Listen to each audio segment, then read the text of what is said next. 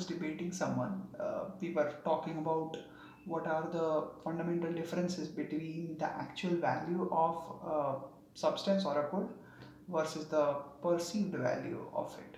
So it was basically in a different context, but thinking about it after the discussion led me to an even more fundamental question, which is how do we know that the value which we assign something is correct to the brain, or what even is value in its essence that we so mightily claim to attach to anything.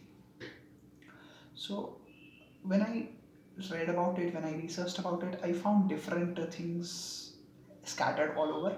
But what I, uh, obviously it is a axiological question.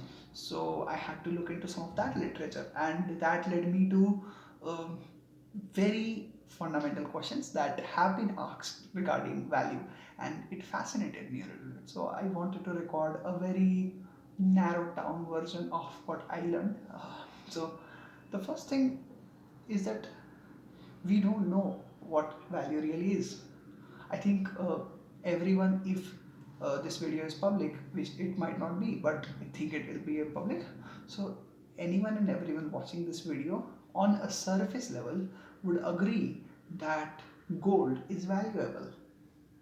Now, where does that value come from? How does that value come from? What is that value? To what degree that value is handled or perceived by everyone around the world is very different. And those are very difficult questions to answer. But on a fundamental level, we can all agree gold is valuable, right? But let's say there is a block of gold. Where is the value located? There is no such inherent value, at least not to the degree we assign it by saying that gold is valuable, to be found in its physical form. So that then that leads us to an economic discussion.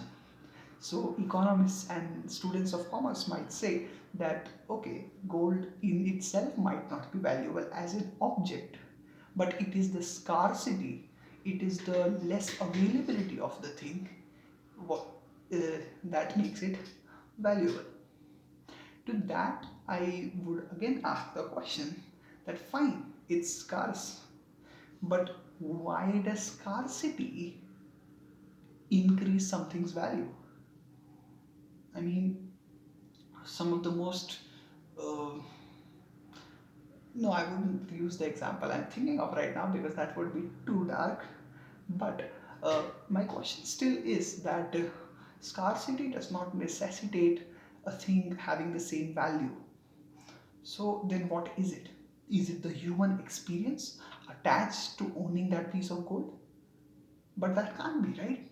Because the same gold is used for a variety of purposes except for serving human experience by way of transformation into jewelry. So where does the value of gold come from? Now, let's go down the economic route first. So, where does all economic argument lead us to? It is none other than Adam Smith. So, while reading some extracts of The Wealth of Nations, obviously I couldn't muster up the courage of reading the entire book, but in some extracts I found that Adam Smith developed this method of valuating goods.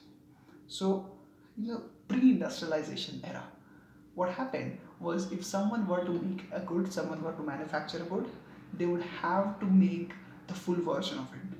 So if someone was, let's say, making this pen right here, then from the cap to the ink to the metal top on the outside, all of this would be manufactured by a single person.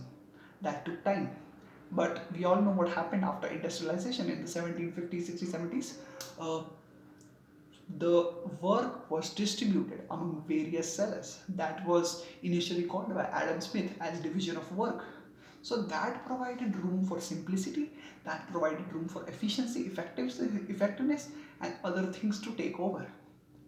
So now the question was, if a single seller is not manufacturing the entire good, how do we determine its value when it is being transferred from one of its intermediate form to another intermediate form to another intermediate form and then to a final form? Um, and across all factories, there were labor. So Adam Smith, being the idealistic man and the naive person he was, told us that okay, there are people who are involved in making it. So the value of those people is attached to the goods. So the value of a good is determined by the amount of labor which is put into manufacturing it. Now, is that an end all solution to everything? Not at all. Because Adam Smith failed to ignore that different workers might have different economic needs, different parts of the country might treat their laborers very differently, and people might have different expectations based on what they were supposed to be paid in exchange for their work. Some laborers might be more efficient than others, some might be more inefficient than others. So these all things were unaccounted for, and that is why economics at that time, and even now to some extent, failed to answer the question, where does the value of this pen come from? Now, I wanted to also talk about a very ontological question that's attached to it, is that, okay, if nothing has value, there's no definition of value, then what leads us to think that we are valuable? Why is human life valuable? Because let's say you ignore all economic factors, all sociological factors, uh, you know, all social scientific factors, you would still agree that human life is valuable, right? But where do we derive our value from? Are we just a set of organs that are priced on the basis of the scarcity and demand needed by the people dying? Or do we have something inherent inside us that predisposes our value? I think that's a very interesting question, and I would like someone to answer that. But again, the metaphysical argument in response to this question is, if you are being ontological, you better be metaphysical as well. They tell that value is a social construct. I mean, if this pen is kept on this table, why do I call this table a table and why do I call this pen a pen? But why don't I call this arrangement something? So there is no separation in my terminology. So that must be a metaphysical construct.